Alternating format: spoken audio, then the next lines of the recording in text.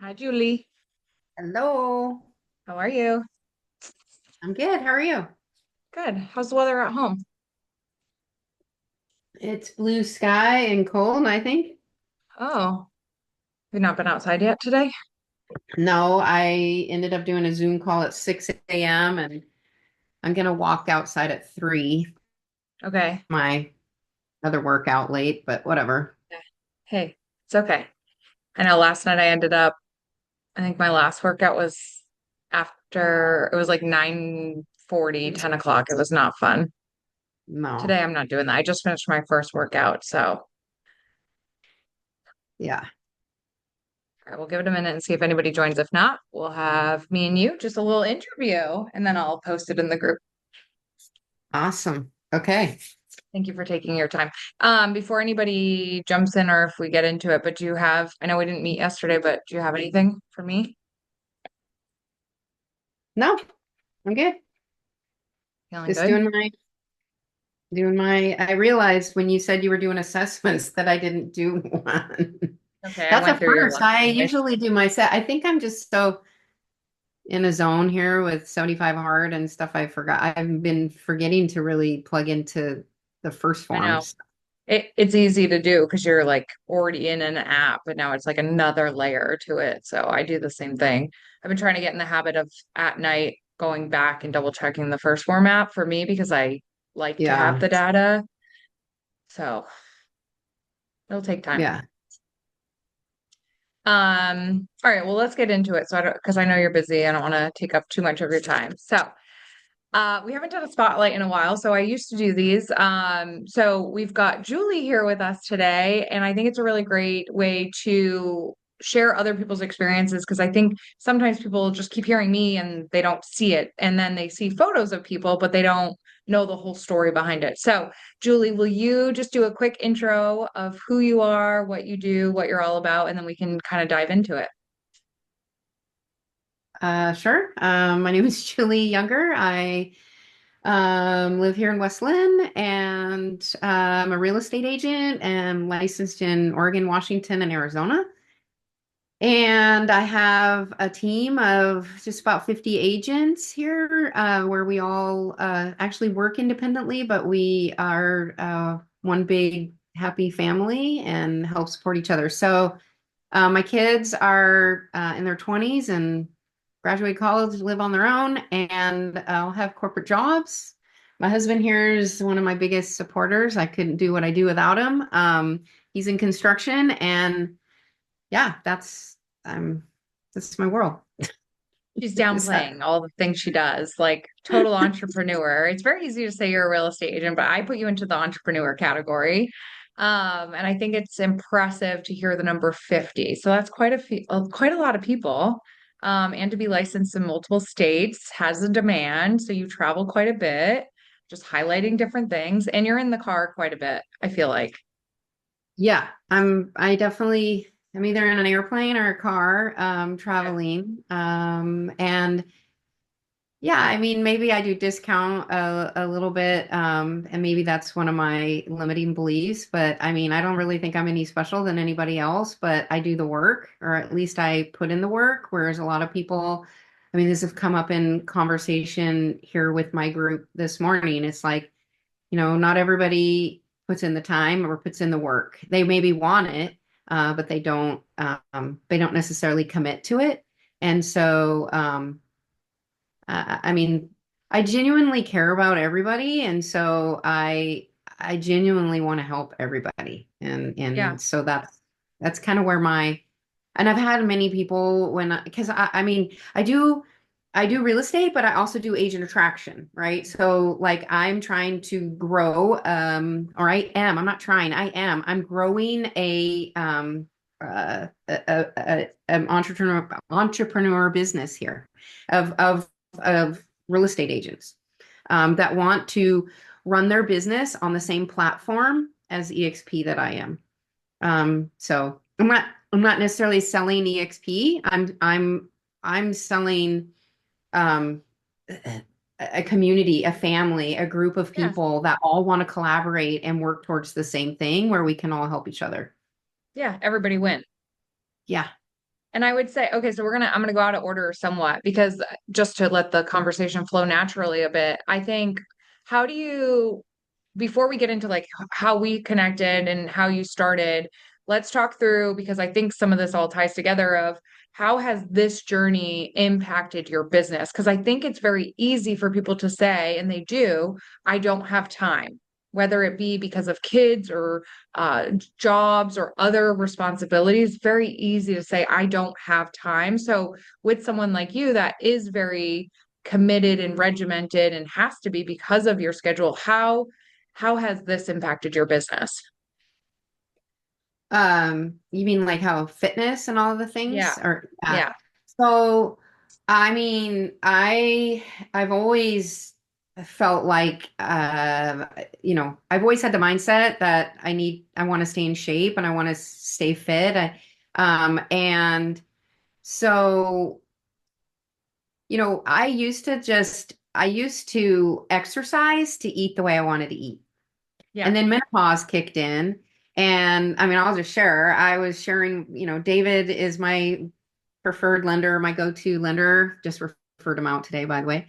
And I, I was telling him, complaining how I can't eat the way. I mean, no matter what, I was cardio. I was trying to stay in the same shape that I remember being in, but with just cardio, eating the way I wanted, was eating, and it wasn't working for me anymore. And I was complaining to David, and I remember him saying, you should weigh your food and kind of keep track of, and I'm like, oh no, I am not weighing my food. There's no way. My husband would kill me. I'm not doing that. And then I think then one of your challenges came out, and Mhm. like, well, maybe I should just try what, his wife is doing. I mean, it's free or whatever, group, whatever. Yeah. And then I got hooked, but because I started seeing results in such a short amount of time. Right. And then you changed my thought in protein and how it moves through the body when you're, resistance training or cardio. And I learned that cardio isn't always the greatest thing. I mean, you have to mix it in with other things. And so you really educated me and and trained me. But I also believe that I need to be the best version of myself. I need to feel good about who I am. And when I am exercising, that's in my mind, my chemical makeup and my past, because everything kind of goes to your past. I believe that if I'm putting in the work and exercising, it makes me feel good. And then when I feel good, then it comes out in my relationships and the people that I'm talking to and the things that I say.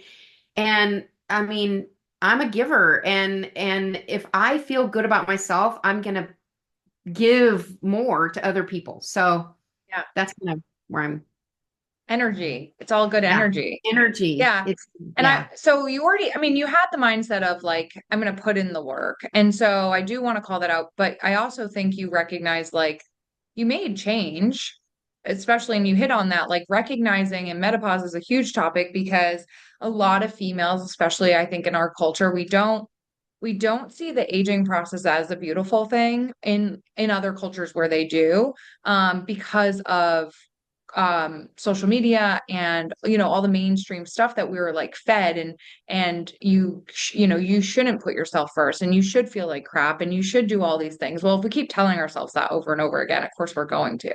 I think you on the other side are solution oriented, where you took that and was like, why can't I do it the way I am? But you also recognize you had to shift away from that and try something new. So the whole thing with tracking is funny to me because you were so like that story I heard afterwards, but you have become, and I don't want to use the word obsessed, but you have become it's become who part of who you are, right? In the sense of Yeah. it is just a tool in your toolbox that gives you the knowledge that you need to keep moving forward. Because I think I've even told you, I'm like, well, we can go through a period of like not tracking. You're like, nope, I don't want to do that. That won't be good for me. Um, And then when you said like, let's touch on this too, because I think this is a hot topic, is when you said Mark, my husband would kill me if I tracked. What, like, let's talk about that. Like, why did you think that? Because I mean, I make food, right? I make the dinner and it's just the two of us now because our kids are gone, grown and gone. So I felt like if I guess I felt like I didn't want to be cooking multiple meals or I didn't want Yeah. him to I mean, he eats whatever I cook and I didn't want to be making, like me only being able to have this or whatever, and him being like, he's a meat and potatoes guy. And Yeah. you know what's really funny? He is like my twin.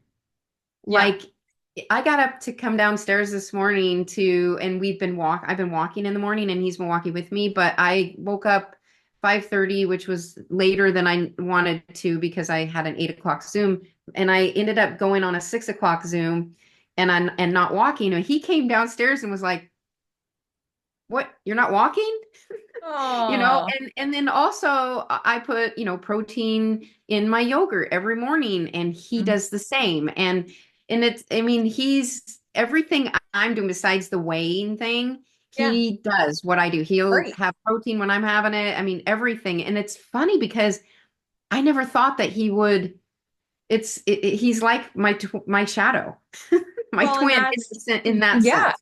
Well, and Yeah. that's a good thing. I mean, and this is the thing. It's like it's the snowball effect, right? Like this positive, like what you're doing with your team. It's that positive energy that you're putting out, the investments you're making into yourself, whether people recognize it or not, you changing and shifting to become the best version of yourself is allowing Mark to do the same, which is amazing. Like that's what we all want. I think about it even with David and I. David's always been into health and fitness to a degree, but David would be the first to say, like, the alcohol side of things was, a challenge and a hindrance, if you will, of progressing forward.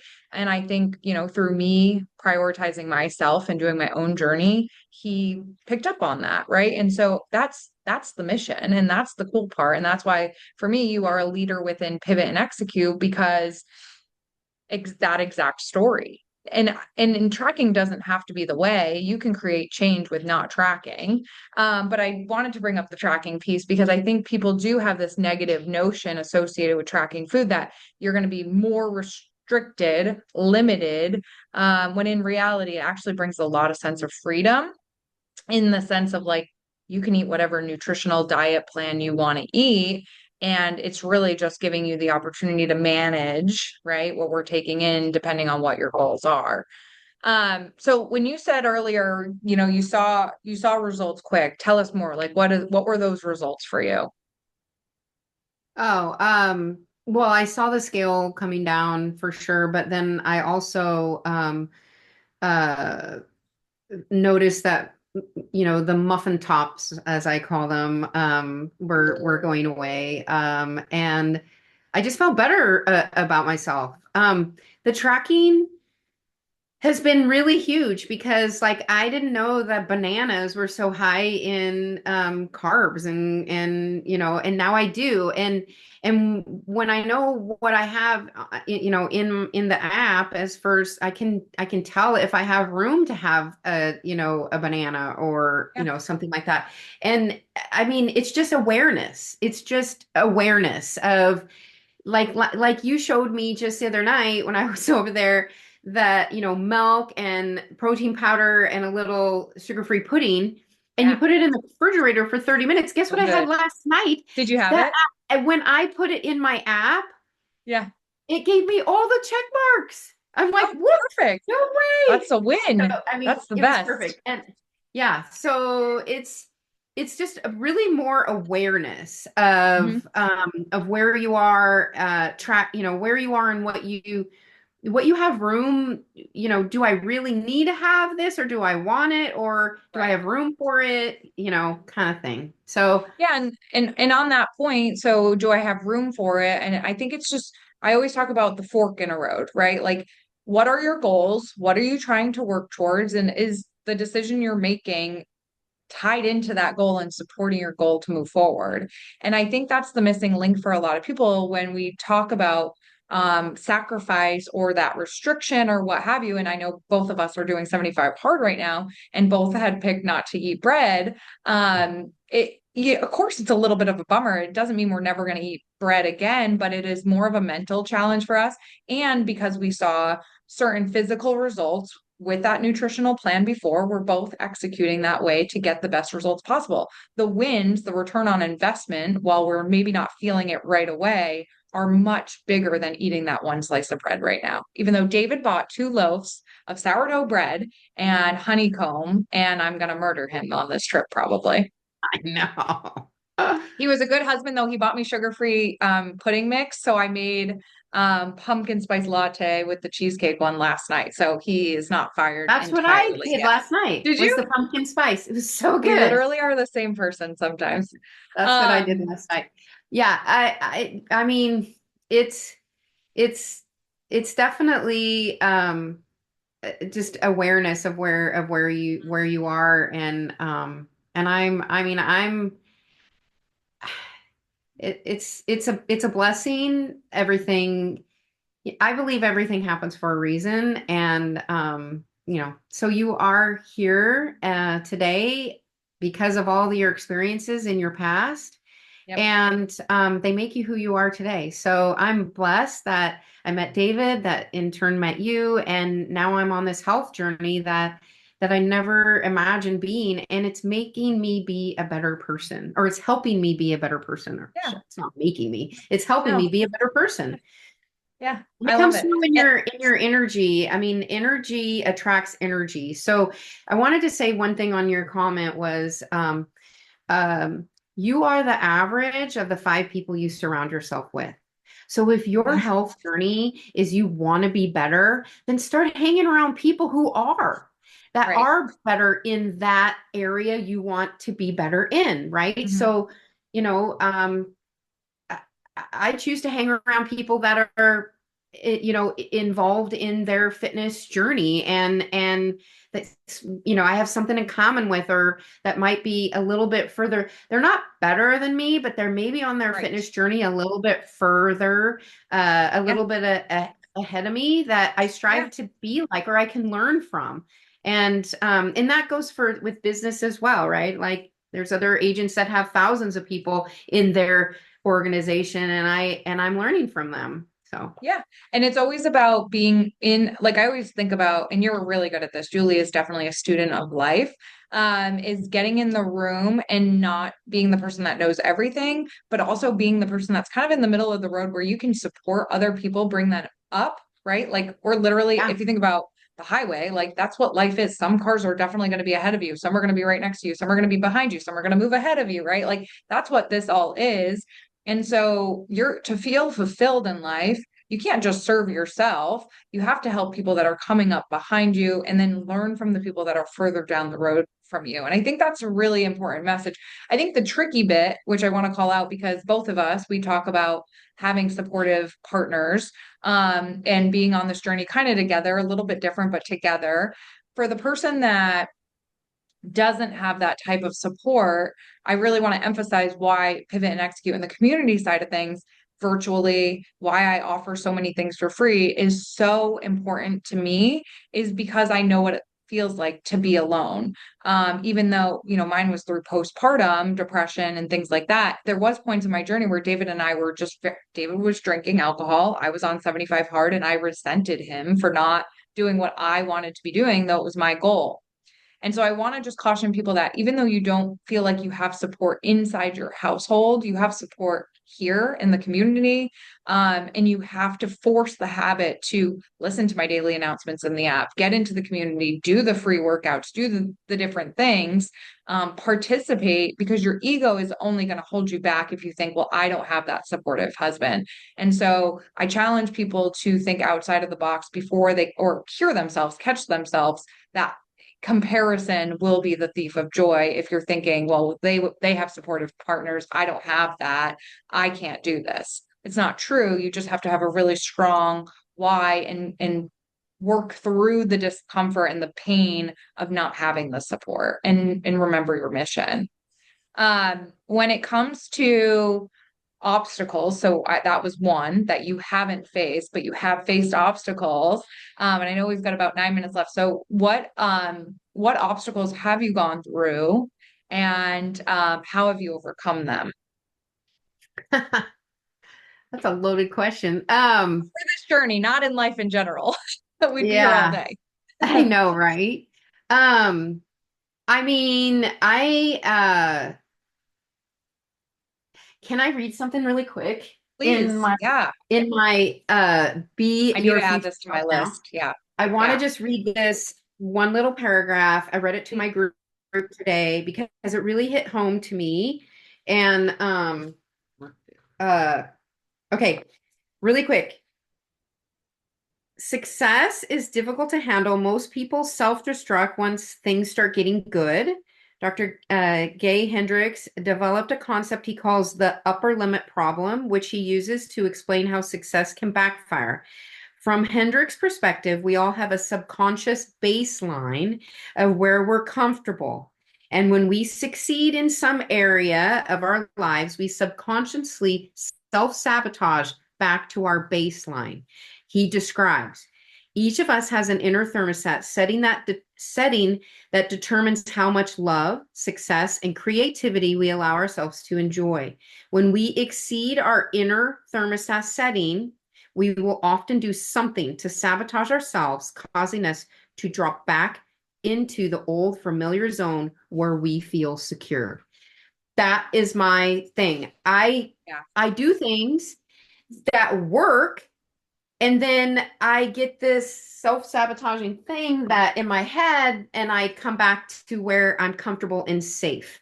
And Right. so I have last year I had a little mantra that was get in the rooms I feel I don't belong. Mhm. And that's where you're going to grow the most.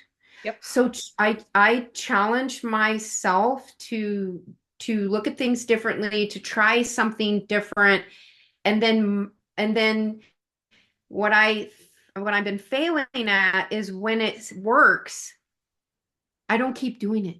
I go back to what I was, where I felt safe Sure. and comfortable. And so that is my struggle right there is, you know, keep doing what I was doing that was giving me that success. And So you get so back up though. So that's a good call out, right? Is that even if you just brought it up, self-sabotage. So let's just go that route. Like even when that does happen, which it probably will continue to happen, right? I don't think that will ever go away, and I assume many people would agree with me. But what matters most is that you get back after it. So like with regards to like the tracking, working out even, and I know you had, a little bit of a hip injury in this process, you got back after it. You haven't always operated at, let's say, 100% of 100%. Some days where I'm operating at 50% of 50%, right? And so I think that's an important call out because I think it's easy to hear a high achiever like you and think, well, she's got it made. She's always operating at that's high status. When in reality, I'm a that high D. I don't self-sabotage know that if you you're, allow, huh? I said, I don't know if you're familiar with the disc, but I am a high D and a high High I. D. I'm a Oh, high D and a high I. okay. So trouble right there. And Okay. yeah, I mean, uh, again, I feel like if you surround yourself with people that you aspire to, be where they are, or on the journey that they are, or you know I think, and if they're like you, right, and they're giving people, you're going to learn from them, and they're going to hold their hand out and lift you back up. I kind of look at your highway thing almost as a ladder, like Yeah, you're holding someone else's hand who's helping you climb up, and you got your hand down there and true. you're helping someone else climb up. So I kind of look at it as a ladder. Yeah. And yeah, so I'm enjoying this journey that I'm on. I'm grateful for my friendship with you and David and all of the people in Pivot and Execute, because when we come to the barn workouts and So stuff, fun. I appreciate everybody's everybody's on this health journey in different phases. And Yeah. there's so much to learn. So It's never ending, right? The yeah, learning. yeah, So yeah. the last two things I want to touch on because these are very prevalent in the space of not just like women of your age in this group and even mine. I mean, it's a lot. But if we talk about, I want to talk about the scale and I want to talk about alcohol. So because you did see success on the scale early on, and I know that has shifted a little bit here and more recent, what has when you weigh in and the scale doesn't go down or it even goes up, how does that impact you? What feelings do you have from that? I do weigh myself every day, and I am hovering around the same weight, back, give or take a pound or two. Um, Yep. actually, I mean, I don't even know why. My husband asked me, why do you even get on the scale? I just do. It's now habit, and it's the same time every day. And I really don't think I look at it as I would like to be about 10 pounds less than I really am, but and I know that I need to put in the work I know I need to put in the work to get there, and that this is just a season that I'm in right now. And I I used to feel bad about it, but now it's just I don't let it get to me, but I do want to know. So that's Yeah. why I do that. So when do you think Um, that shifted for you away from being focused on it and it making you feel a certain way versus just seeing it as like a data source now? um, I feel like because of the way I feel, like I have energy and I have you know I actually can tell, the way your clothes fit, and Yeah. so to know that I'm, 5 pounds more than I was the other, a few months ago. I know why. I know that I wasn't working the program, right? Or not program, but I wasn't working Yeah. my thing, right? I wasn't doing the work per se. So, Yeah, but and then again, I think I really want to emphasize like the movement away from like seeing that number as a defining piece of who you are and the success you're having versus you just said it, it's just a data source and you feel really great. So we're going yeah. to keep going down this path. And that's really what I want people to hear because so many women, especially, and it like breaks my heart, myself included, and I'm just again further up that ladder compared to a lot of my clients, is they will stop. The scale doesn't tell them what they want in 2 weeks, so they'll just stop.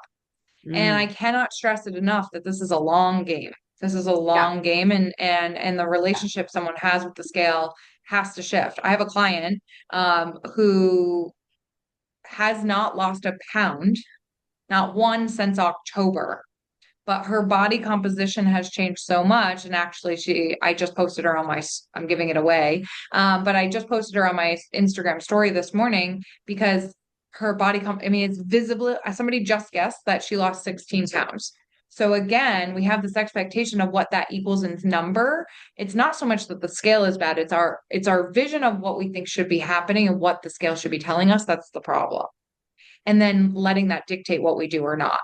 Um, the other piece is alcohol. So I have a lot of conversations about what should I eat, what should I not. We're in a time period where unfortunately, we have glamorized alcohol and now, we get, tunnel vision Yeah. on dyes and seed oils. And I'm not saying that they shouldn't be removed, but I think we're Yeah. missing some of the pieces. So do you drink alcohol? And what is your relationship with alcohol? Let's just go there. So I don't drink alcohol anymore. It's been 466 days now.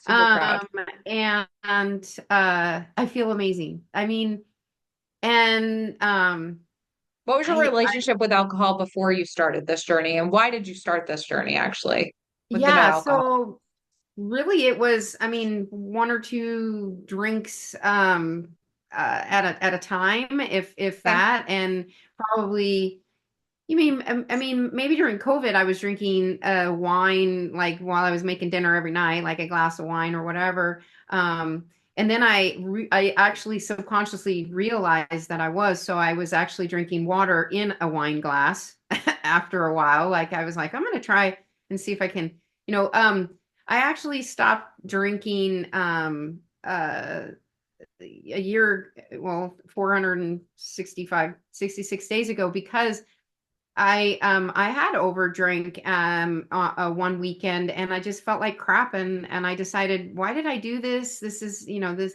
I my father is an alcoholic and he's recovering like 30 some years now, and I do have that history. I've always thought to myself, you know, you better be careful about how much you drink always. And when I just thought alcohol's expensive. You get fat and you feel like crap and you waste a whole at least one day afterwards. So I thought those are three really negative things. Why am I putting this poison in my body? And uh I was only going to stop for like 30 days, just not because I didn't think I could. I just thought, well, I'm just going to cleanse my body of whatever. And Yeah. my coach at the time said you should go a year. And I'm like, I haven't even gone a week yet. What do you mean a year?